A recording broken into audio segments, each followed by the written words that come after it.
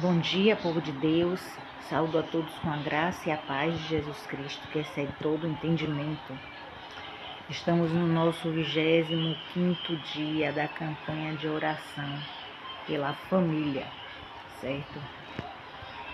E hoje nós vamos lá, abram suas Bíblias em Gênesis 37. A gente vai para outros capítulos, mas vamos iniciar pelo 37, ok? José é vendido pelos irmãos. Tendo José 17 anos, apacentava os rebanhos com seus irmãos. Sendo ainda jovem, acompanhava os filhos de Bila e os filhos de Zilpa, mulheres de seu pai, e trazia mais notícias deles a seu pai. Ora, Ismael amava mais José que a todos os seus filhos, porque era filho da sua velhice. E fez-lhe uma túnica talar de mangas compridas. Vendo, pois, seus irmãos que o pai o amava mais que a todos os outros filhos, odiaram-no e já não podiam falar pacificamente. Vamos lá, vamos parar por etapa, certo? José era meio-irmão desses irmãos aí, né? Eram filhos de outras mulheres, ok? José era filho da velhice, então José era criado como neto, não era criado como um filho. Tinha um olhar diferente do pai sobre ele, né? Teve José um sonho, primeiro sonho, né? José era um homem sonhador. E relatou a seus irmãos, por isso o odiaram ainda mais. Pois lhe disse: rogo-vos, ouve este sonho que tive. Atávamos feixes no campo, e eis que o meu feixe se levantou e ficou em pé, e os vossos feixes o rodeavam e se inclinavam perante o meu. Então lhes disseram seus irmãos: reinarás com efeito sobre nós, e sobre nós dominarás realmente? E com isso, tanto mais o odiavam, por causa dos seus sonhos e de suas palavras. Teve ainda outro sonho, o referiu a seus irmãos. Sonhei que o sol e a lua e 11 estrelas se inclinavam perante a mim. Contando a seu pai e a seus irmãos, respondeu-lhe o pai e lhes disse: que sonho é esse que tiveste? Acaso viremos eu e tua mãe e teus irmãos inclinar-nos perante a ti em terra? Seus irmãos lhe tinham ciúmes, o pai, no entanto, considerava o caso consigo mesmo. E como foram os irmãos apacentar o rebanho do pai em Siquém, perguntou Israel a José: não apacentam seus irmãos o rebanho em Siquém? Vem enviar-te-ei a eles. Respondeu-lhe José: eis-me aqui. Disse-lhe Israel: vai agora e vê se vão bem seus irmãos e o rebanho, e trazem-me notícia. José era aquele menino, o caçula, né? Que era virado nos 70, porque ele ia e trazia, ele falava o que tinha que falar dos irmãos, então ele entregava os irmãos se estivessem fazendo algumas coisas de errado, né? José tinha sonhos, papai já mostrava a José que ele seria alguém grande, né? Que existia promessa na vida dele. Esses irmãos, eles não aceitavam. Mas a gente observa também que o pai, ele questiona José, né? Eu e sua mãe e seus irmãos iremos nos inclinar diante de ti, né? Como se fosse algo que não era para ser aceito. E às vezes dentro de uma família a gente tem um filho que se destaca mais. Um filho que tem promessas maiores e não que seja melhor do que os outros, porque todos têm sua importância no reino de Deus. E existe duas formas de olhar isso. A forma de olhar como uma ameaça, e alguns pais e irmãos olham isso como uma ameaça e recebem seta de inveja, ou de olhar isso como honra, né? E se orgulhar daquilo, né? De ter alguém na família que foi eleito, foi elevado para algum patamar de autoridade, né? José, ele passa por muitas coisas, ele não tem uma relação boa com esses irmãos, então conviver, 17 anos já não é uma criança, né? É um jovem. E aí o que acontece? Quando ele está se aproximando dos irmãos, o que os irmãos fazem? Eles, antes que ele se aproxime, eles tramam a morte dele. Lá vem o sonhador, Vamos dar cabo da vida dele, né? E aí, o que acontece aqui, ó? Vinde, pois, agora, matemo-lo e lancemo-no numa dessas cisternas. E diremos, um animal selvagem o comeu, e vejamos em que lhe darão os sonhos. Mas Rúben, ouvindo isso, livrou da mão dele e disse, não lhes tiremos a vida. Também lhes disse Rúben, não derrameis sangue, lançai-o nessa cisterna que está no deserto e não ponhais mão sobre ele. Isto disse para o livrar deles, a fim de o restituir ao pai. Mas logo que chegou José a seus irmãos, despiram-no da túnica, a túnica talar de mangas compridas que trazia, e tomando-o lançaram na cisterna vazia sem água. Ora, sentando-se para comer pão, olharam e viram que uma caravana de ismaelitas vinha de Gileade. Seus camelos traziam aromatas, bálsamo e mirra que levavam para o Egito. Então disse Judá, de que nos aproveitamos matar o nosso irmão e esconder-lhe o sangue? Vendamos-los aos ismaelitas. Vamos lá. A túnica, ela representa proteção. Uma túnica de mangas largas representa proteção contra inseto, representa proteção contra as intempéries do clima, né? Representa proteção.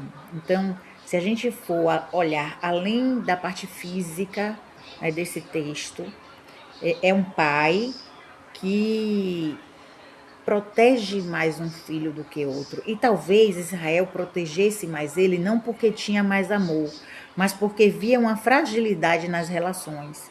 Muitas das vezes a gente observa algumas coisas e a gente fica calado e tenta conduzir, né?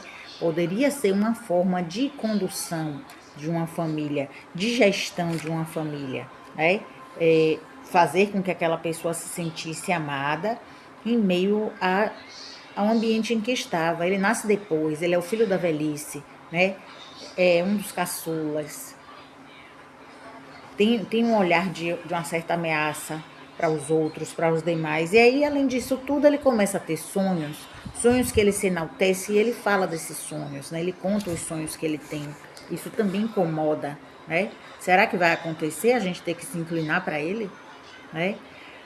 Então, o que acontece? Ele é entregue para essa caravana e essa caravana pega ele e vende ele para Potifar. Potifar é um oficial que trabalha para Faraó, né? Potifar é uma pessoa importante no Egito, né?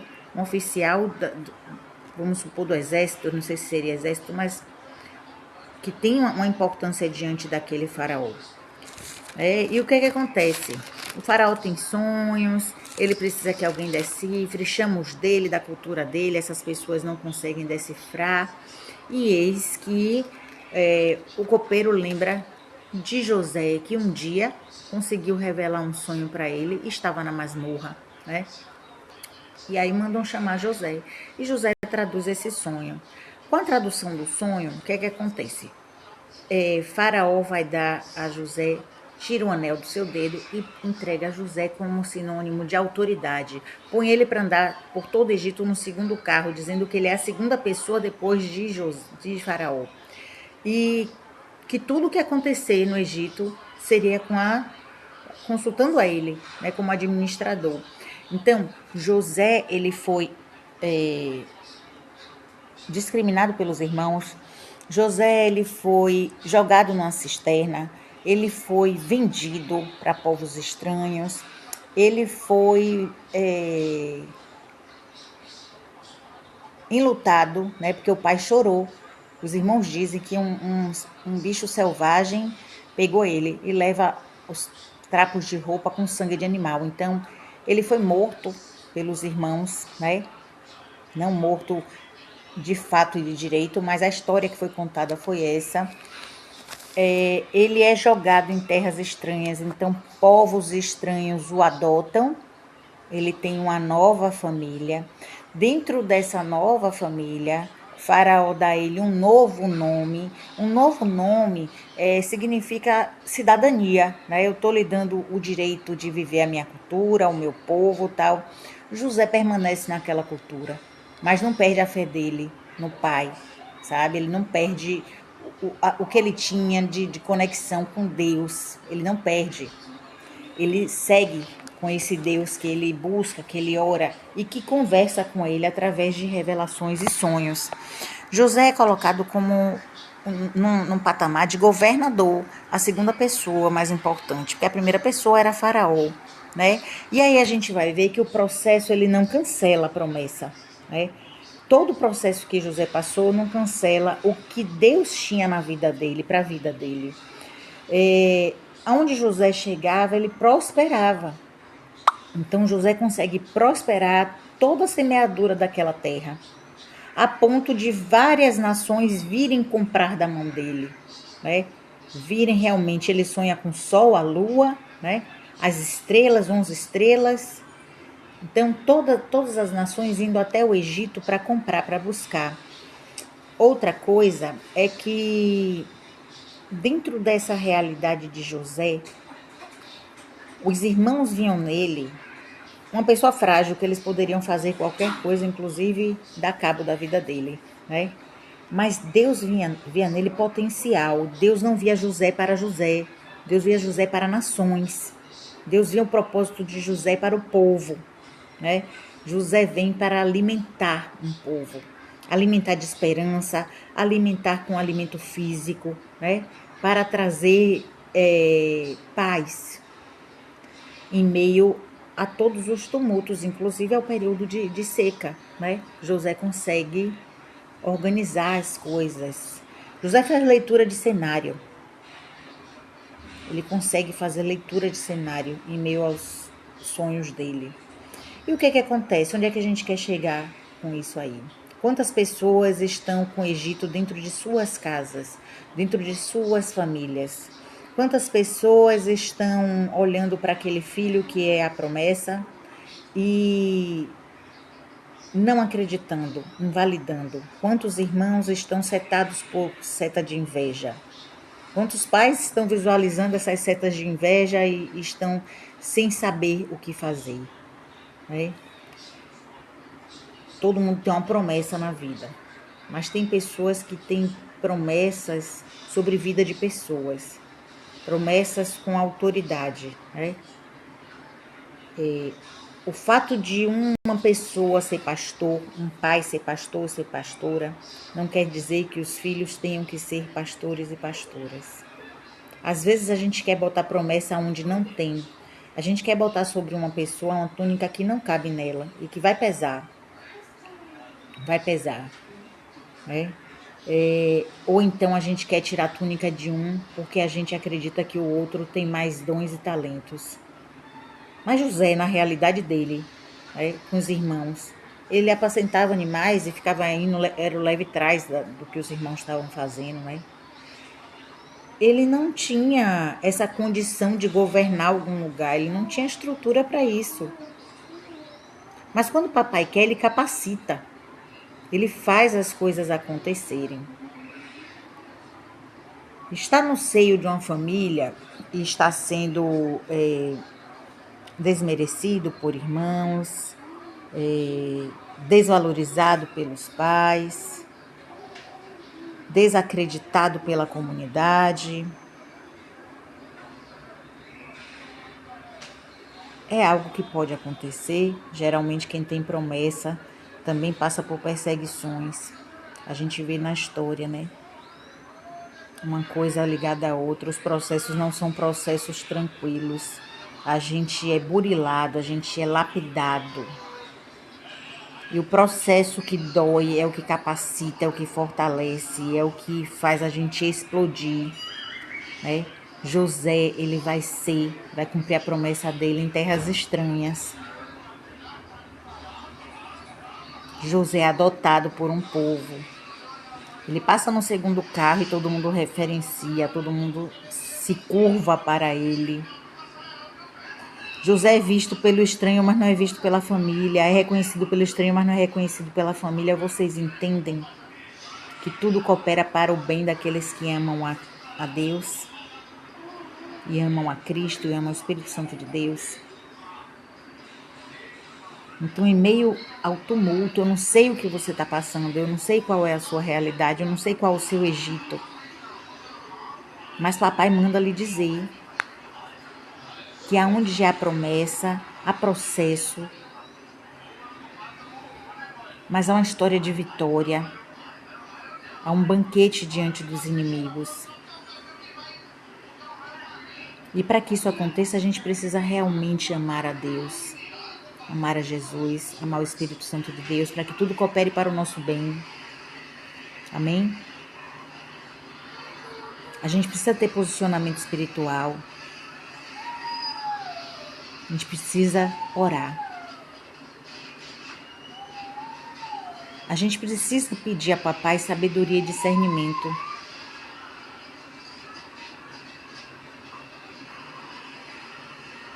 Amém? Vamos orar? Pai querido, Pai amado, eu não sei, Pai, quais são os egitos que as pessoas que aqui vieram estão passando. Não sei se egitos na zona financeira, familiar, conjugal, filial, fraternal, social, espiritual, não sei, papai.